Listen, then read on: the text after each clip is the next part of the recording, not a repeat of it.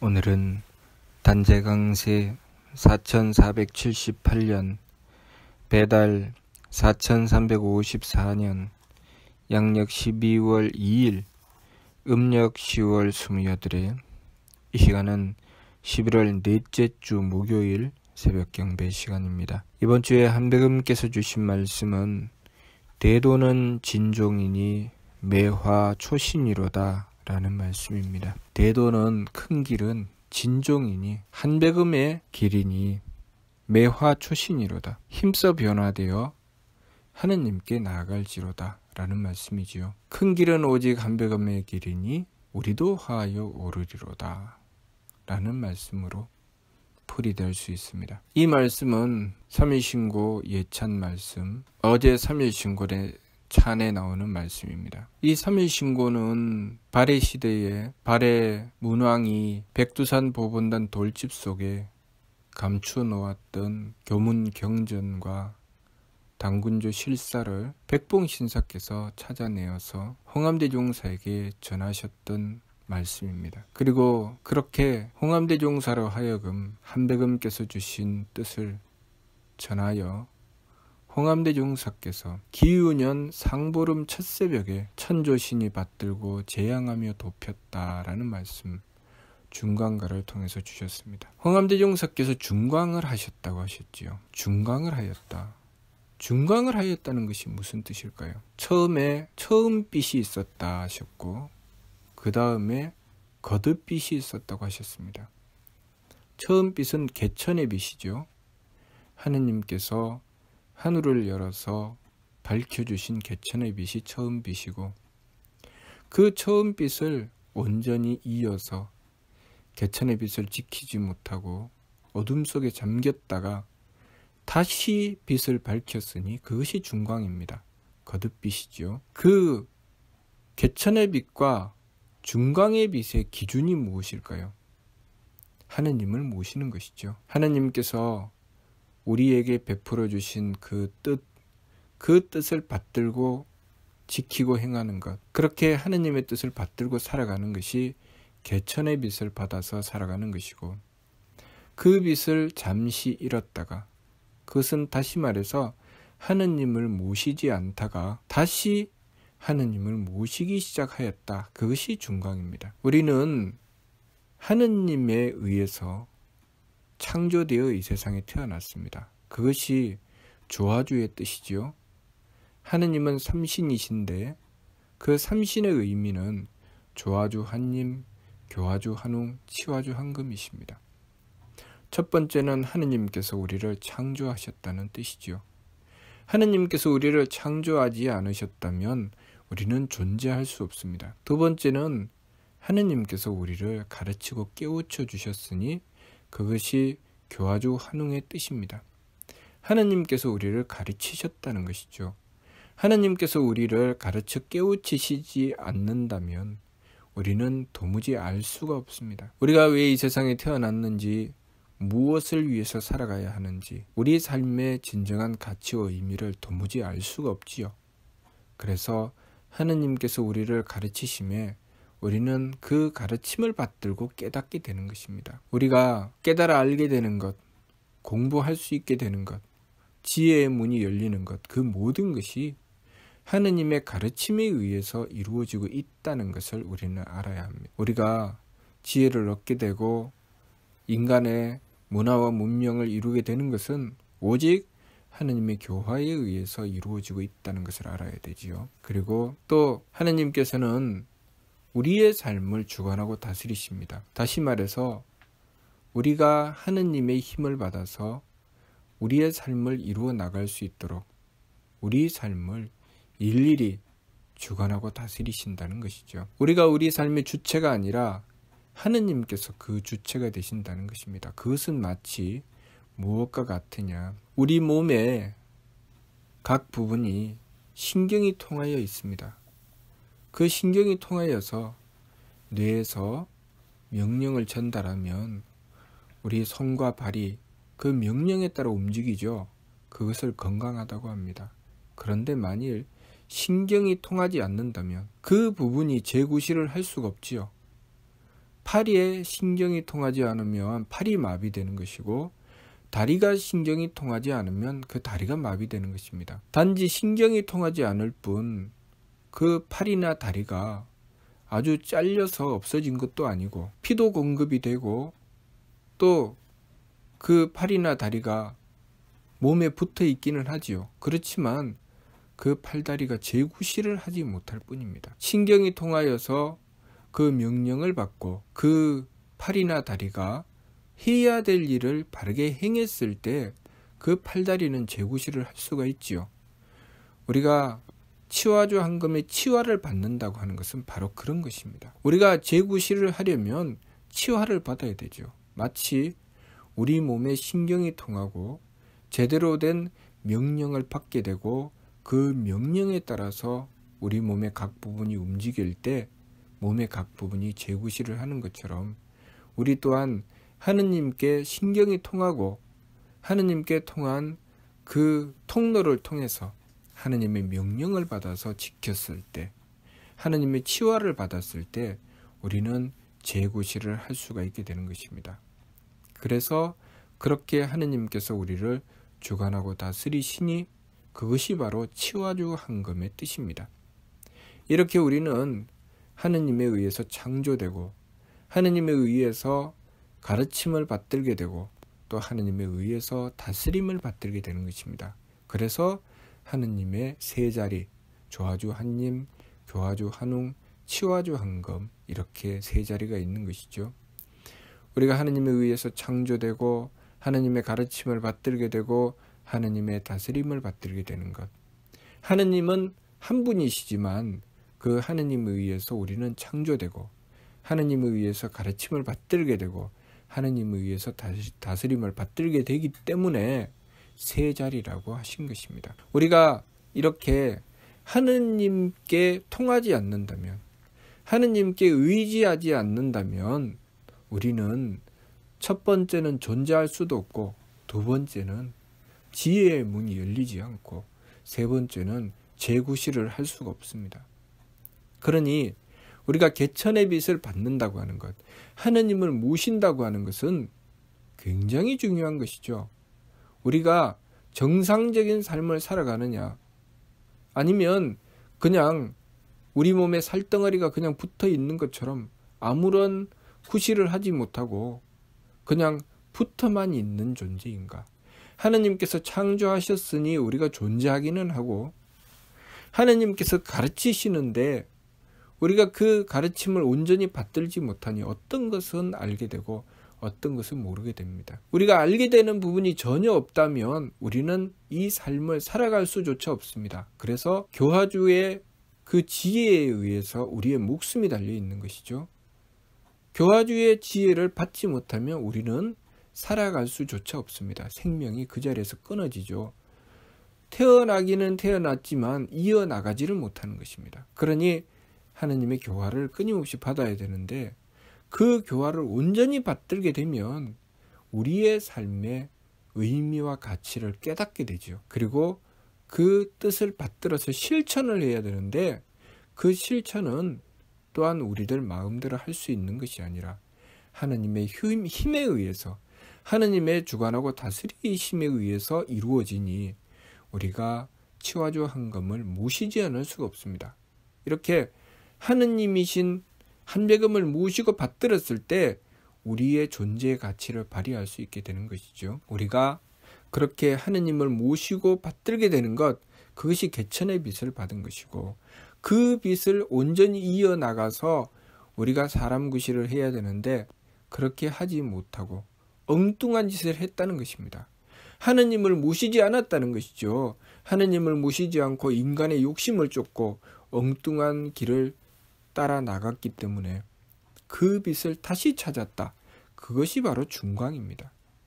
우리 삶에 있어서 하느님을 모시는 일은 이렇게 굉장히 중요한 것입니다. 그러니 우리가 잠시라도 이 일을 멈추어서는 안 되는데 오늘날 우리가 한배금을 모실 줄 모르고 하느님의 뜻을 헤아릴 줄 모르고 하느님께서 우리에게 무엇을 베풀어 주셨는지 우리가 하느님을 모실 때 어떻게 해야 되는지 그 뜻조차 헤아리지 못하니 이것이 우리 인생의 가장 큰 재앙이라는 것을 알아야 합니다.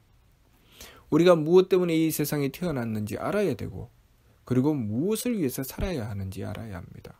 그리고 그 일을 위하여 우리는 바르게 살아가야 합니다. 그것이 바로 사람 구실이죠.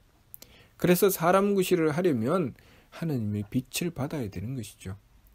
이번 주 말씀, 대도는 진종이니 매와 초신이로다. 이 말씀은 특별한 몇몇만이 하는 것이 아니라 사람이라면 누구든지 이 길로 나가며 사람 구실을 해야 된다는 것입니다. 우리가 이 세상에 태어나서 우리가 해야 될 일을 다 하고 그 완성에 이르러서 하느님께 나아가 영원한 쾌락을 얻는다. 그 말씀이 성통공한 자 조영득 쾌락이라는 말씀입니다. 사면신고에 나오는 말씀이죠. 그 성통공헌을 하여 하느님께 나아가 영원한 쾌락을 얻는다고 하는 것은 우리가 이 세상에 태어나서 우리와 인연지어 있는 삶의 각 부분들, 우리가 만나게 되는 삶의 각 부분들을 대했을 때 하느님을 모시고서 하느님의 덕을 받들고 하느님의 지혜를 받들고 하느님의 힘을 받들어 그 부분을 채워나가는 것입니다. 만일 우리가 그 부분을 채워내지 못한다면 우리는 막힘이 있게 되겠죠. 첫 번째는 하느님의 덕을 받들어 채우지 못한 부분에서 마음의 막힘이 생길 것입니다. 마음의 막힘이 생기면 어떤 부분은 막힘이 생기지 않는 부분은 통하는데 막힘이 생기는 부분은 통하지 않습니다. 통하면 내 마음이 착하고 통하지 않으면 악하지요. 그래서 우리가 서로 의기투합이 되었다. 서로 마음이 맞았다. 그래서 마음이 통했다고 하지요. 마음이 통하는 경우가 어떤 경우입니까? 서로 마음을 주고받을 수 있다. 착한 마음이 되었다. 그런 뜻이죠.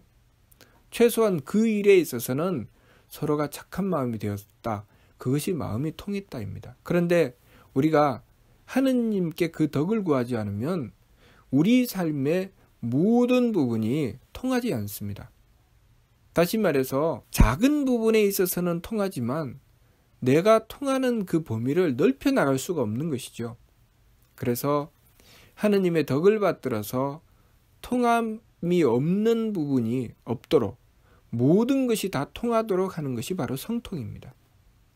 성통의 경지에 이르는 것, 그것은 우리가 그만큼 하느님께 가까이 갔다는 것이죠. 그래서 성통의 경지에 이르게 되면 하느님과 덕을 앞에서 부족함이 없다고 하시는 것입니다. 우리가 이 삶을 살아가는 동안에 그렇게 인연지어 있는 모든 부분들에 대하여 하나씩 하느님의 덕을 받들고 그 부족함을 채워나가는 것이죠. 그렇게 부족함을 채워나갈 때 우리는 하느님의 지혜를 구하게 되는 것입니다. 하느님의 지혜를 구하여 그 부족함을 어떻게 채워야 되는지 그것을 공부하게 되는 것이죠. 그 지혜를 받들게 되는 것입니다. 그 지혜를 받들게 되고 그 지혜를 얻어서 사명을 다하게 되는 것이죠.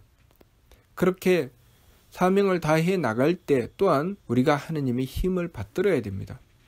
하느님의 힘을 받들어서 내가 받던 사명을 위해서 지극한 정성을 다하고 그 일을 이루어야 하지요.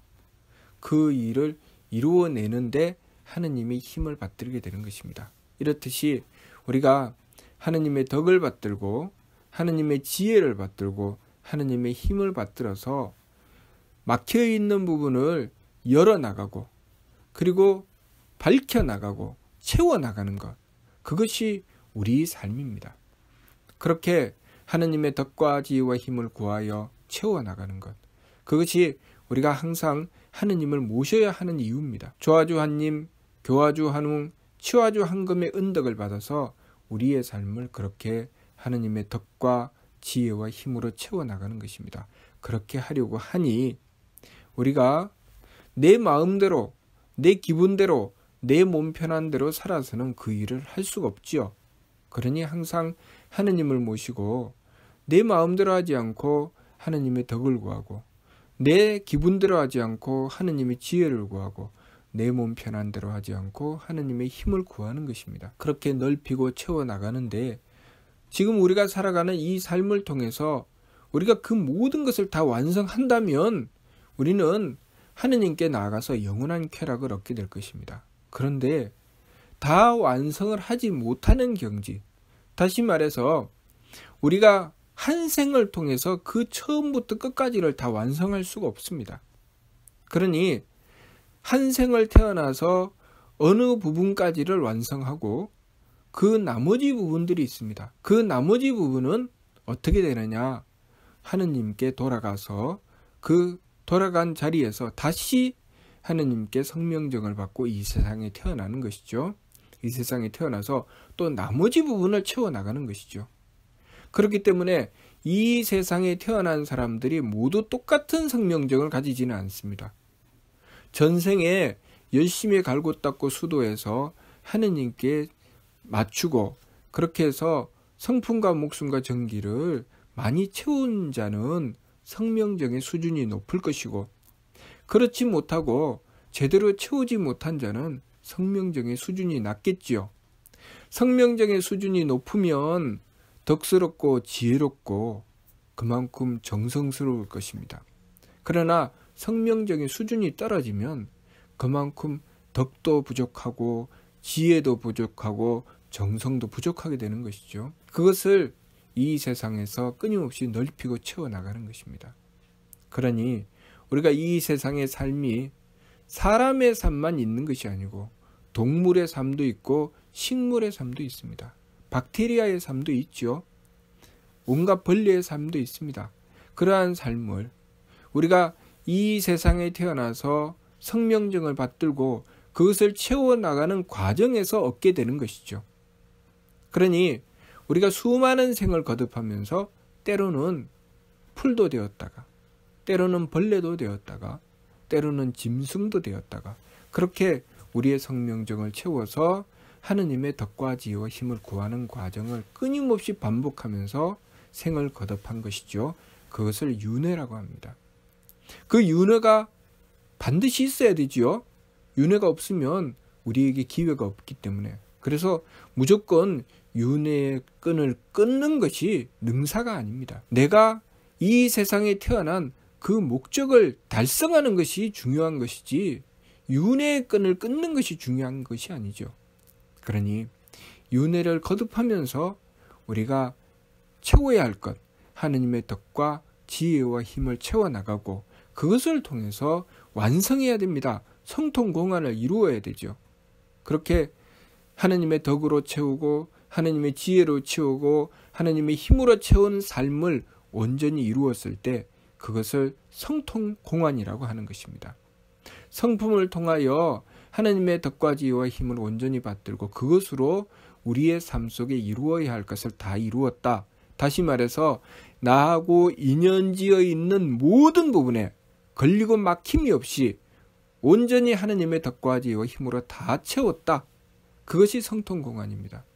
그렇게 되었을 때 우리는 하느님께 나아가서 영원한 쾌락을 얻게 되는 것이죠. 또 그렇게 되었을 때는 어떻게 되는 것입니까? 우리가 하느님의 덕과 지혜와 힘을 온전히 받들었기 때문에 그 삶이 어떤 자리에 나가도 그 삶은 하느님의 덕과 지혜와 힘을 받들어 일을 이루어낼 수가 있지요. 그래서 굴령저철의 반열에 올라서 하느님을 모시고 그 모든 일을 이루어 나갈 수가 있는 것이죠. 다시 말해서 하느님과 합한다는 것입니다. 그래서 우리 삼위신고 진리운을 보면 상철, 중철, 하철을 설명하실 때 하느님께 합한다는 말씀하셨습니다. 상철은 하느님과 덕을 합하고 중철은 하느님과 지혜를 합하고 하철은 하느님과 힘을 합한다는 말씀하셨죠. 그것은 이치를 설명하신 것이죠. 우리가 삶을 살아가면서 그 수준에 따라서 내가 하느님의 덕을 받들어서 채우고 하느님의 지혜를 받들어서 채우고 하느님의 힘을 받들어서 채우면서 하느님께 합해 들어가는 것이죠. 그렇게 우리는 우리의 삶의 본질을 바르게 깨닫고 우리의 삶을 어떻게 살아야 되는지 그 뜻을 헤아려서 삶을 지켜나가야 됩니다. 그렇게 하려고 하니 우리가 지감, 조식, 금촉의 세법을 힘써 행해야 되는 것이죠. 지감을 행해서 내 속을 들여다보고 내가 내 마음대로 함부로 행하는 것이 있는가, 그렇지 않고 하느님의 덕을 구하고 있는가, 그것을 살펴야 됩니다. 그리고 조식을 행하여 숨심을 고르게 하고 기운을 가라앉혀서 내가 하느님의 뜻을 받들고 있는가, 하느님의 뜻이 아닌 엉뚱한 길로 달리고 있는가, 그것을 살펴야 되는 것입니다. 또 금촉을 행해서 내가 정성을 다해서 하느님께서 주신 뜻을 받들어 지키고 실천하려고 하는가, 그렇지 않고 그 뜻을 받들어 행하는 데 있어서 부족하고 모자람이 있는가, 그것을 살펴야 되지요. 그렇게 우리가 지감조식 금촉을 통해서 내 마음과 기운과 몸에 이 망령됨을 붙잡고 하느님의 덕과 지혜와 힘을 받들기 위해서 돌이켜 나가야 되는 것이죠. 내 마음이 하느님의 덕을 받드는 길로 돌이키고, 내 기운이 하느님의 지혜를 받드는 길로 돌이키고, 내 몸이 하느님의 힘을 받드는 길로 돌이켜 나가야 됩니다. 그렇게 우리의 성명정을 하느님의 덕과 지혜와 힘으로 채워나가는 것, 그것이 우리의 삶입니다. 그렇게 해야 우리의 삶에 참다운 가치를 발휘할 수가 있죠. 그러니 우리가 항상 하느님을 모시지 않을 수 있습니까? 항상 하느님을 모셔야 되죠. 그래서 개천을 하여 밝혀주시고 중광을 하여 다시 밝혀주신 것입니다. 그것이 우리를 살려내시는 길이었기 때문에. 그래서 중광한 그 빛이 우리를 살린다고 하시는 것입니다. 우리가 하느님을 모시는 그 길, 항상 하느님을 모시는 것, 그것이 바로 하느님의 빛을 받드는 것이니 우리가 언제나 잊지 않고 하느님을 모셔야 됩니다. 하느님이신 한백음을 모시는 것, 우리의 삶의 생명입니다. 그러니 우리가 항상 한백음을 모시고서 하느님의 덕과 지혜와 힘을 받들고자 해야 됩니다. 그리고 우리 삶에 막힌 것이 없이 모두 다 통할 수 있도록, 내 삶의 지난 날을 돌이켜보고 살펴보면 걸리고 막힌 것이 많이 있죠. 그리고 삶을 살아가다 보면 걸리고 막히는 것이 많이 있습니다. 부족하고 모자람이 많죠. 그것을 채워나가는 것입니다. 내 욕심으로 채우는 것이 아니죠. 착함을 지키고 맑음을 지키고 후함을 지켜서 하느님의 덕을 구하고 하느님의 지혜를 구하고 하느님의 힘을 구해서 그렇게 착함으로 지키고 맑음으로 지키고 후함으로 지켜나가야 되는 것입니다. 그렇게 홍익인간을 해야 되지요. 그렇게 넓히고 채워나가는 것, 그것이 우리가 해야 될 일입니다. 걸리고 막힘이 없이 모두 다 덕으로 통하고 모두 다 지혜로 밝혀서 그 바른 길을 지켜나가고 모두 다 하느님의 힘으로 받들어서 그 모든 일이 다 성사되고 이루어질 수 있도록 하는 것, 그것이 우리가 해야 될 일입니다. 남김없이 다 이루는 것이죠. 그것이 성통공안입니다. 그것이 우리가 삶의 목적으로 두어야 되는 것이죠. 이번 생이 안 되면 다음 생에 하고 다음 생이 안 되면 그 다음 생에 해서 완성을 반드시 이루도록 하는 것, 그것이 삶의 목적이라는 것을 우리가 바르게 알아야 하겠습니다.